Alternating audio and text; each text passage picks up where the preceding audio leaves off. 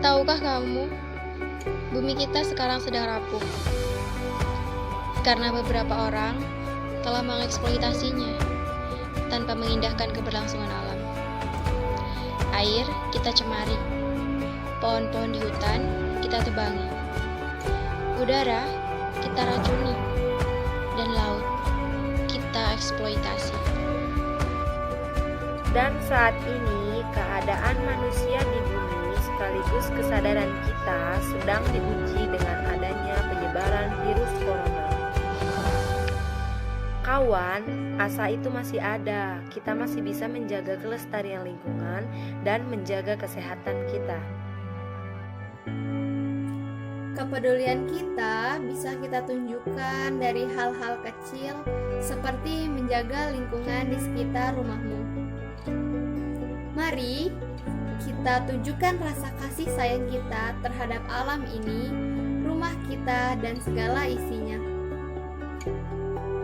Karena bumi tidak hanya untuk manusia, tetapi untuk semua yang ada di dalamnya. Karena bumi tidak hanya untuk hari ini, tetapi juga untuk generasi nanti. Nah, teman-teman, mari kita ubah perilaku kita untuk bumi yang lestari. Bersama, jaga kesehatan dan lindungi kita. Di dalam hadis yang menjelaskan tentang kebersihan, bersuci itu separuh keimanan. Hadis riwayat Muslim. Dari hadis di atas dapat disimpulkan bahwa menjaga kebersihan dengan taharoh atau bersuci adalah sebuah kewajiban. Hal ini menjadi wajib karena separuh keimanan adalah bersuci. Jadi apabila kita sebagai umat beragama Islam ingin menjadi orang beriman atau mukmin, maka kita harus senantiasa bersuci guna menjaga kebersihan. Jika tidak, maka keimanan yang kita miliki tidak utuh, tapi hanya setengah yang dimiliki. Selain menjadi separuh keimanan, menjaga kebersihan juga disukai oleh Allah SWT. Hal ini dapat terlihat dari sebuah hadis di mana Nabi Muhammad SAW bersabda, "Sesungguhnya Allah SWT itu suci, yang menyukai hal-hal yang suci. Dia maha bersih, yang menyukai kebersihan. Dia maha mulia, yang menyukai kemuliaan. Dia maha indah, yang menyukai keindahan. Karena itu, bersihkanlah tempat-tempatmu." Hadis riwayat Tirmizi. Dari hadis di atas dapat kita ketahui bahwa Allah SWT menyukai hal-hal yang suci, di mana hal-hal yang suci ini bukan hanya kesucian dari dalam hati, tapi juga jasmani setiap manusia, suci tempat ibadahnya, suci tubuhnya dari hadas dan najis. Karena dengan menjaga kesucian dapat memperlancar dalam menjalankan ibadah dan juga muamalah. Jadi, marilah kita senantiasa mengingatkan antar manusia secara umumnya dan muslim secara khusus untuk senantiasa menjaga kebersihan. Hal ini dikarenakan dengan menjaga kebersihan banyak hal yang kita dapat, yaitu kesehatan, mengikuti sunnah Rasulullah SAW, dan mentaati perintah Allah SWT.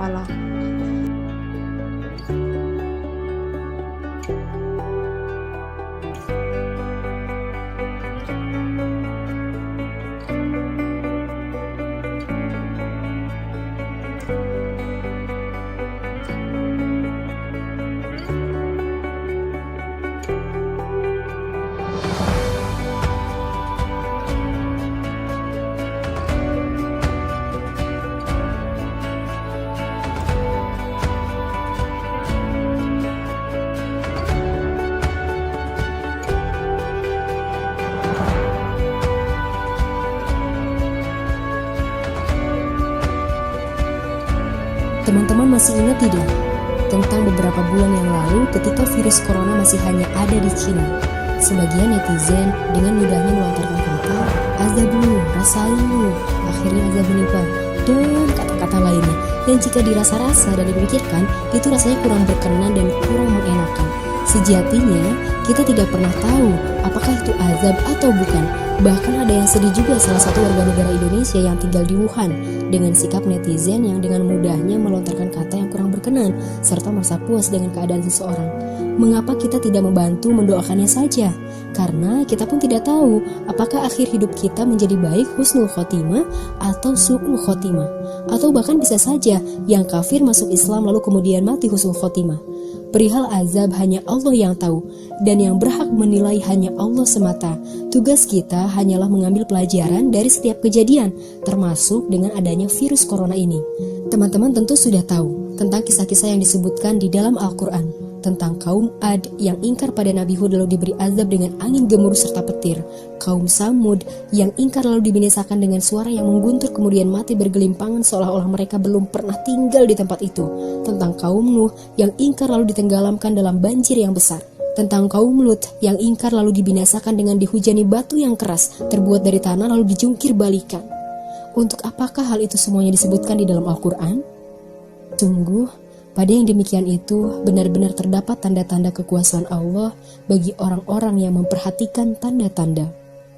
Jadi, yuk kita senantiasa belajar dan membuka hati, menjadikan hal ini peringatan bagi kita semua untuk semakin berharap akan ridhonya, untuk semakin berusaha menjadi sebaik-baik hambanya. Semoga Allah senantiasa membimbing langkah-langkah kita. Amin ya Allah ya Rabbal Alamin.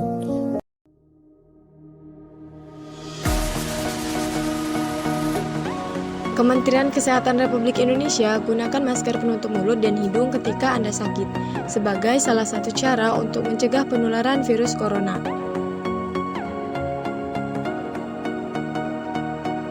Ada beberapa cara yang bisa dilakukan untuk mencegah tertularnya virus ini.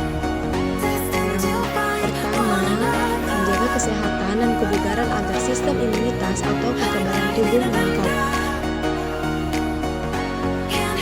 Yang kedua, mencuci tangan menggunakan air dan sabun atau hand rub berbasis alkohol. Mencuci tangan sampai bersih selain dapat membunuh virus yang mungkin ada di tangan kita, ini juga salah satu tindakan yang murah dan mudah. Yang ketiga, ketika batuk dan bersin, tutup hidung dan mulut Anda dengan tisu atau dengan lengan, bukan dengan telapak tangan. Yang keempat, tangan kita bisa menyentuh banyak hal dan dapat menjadi wahana kontaminasi virus corona.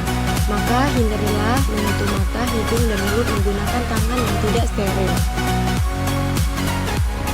Yang kelima, gunakan masker penutup mulut dan hidung ketika Anda sakit. Yang keenam, menjaga jarak saat berbicara dengan orang lain sekurang-kurangnya 1 meter, terutama dengan orang yang sedang menderita batuk, pilek, atau bersin dan demam. Yang ketujuh, hindari kontak dengan hewan ternak dan hewan liar yang terbukti tertularnya virus corona.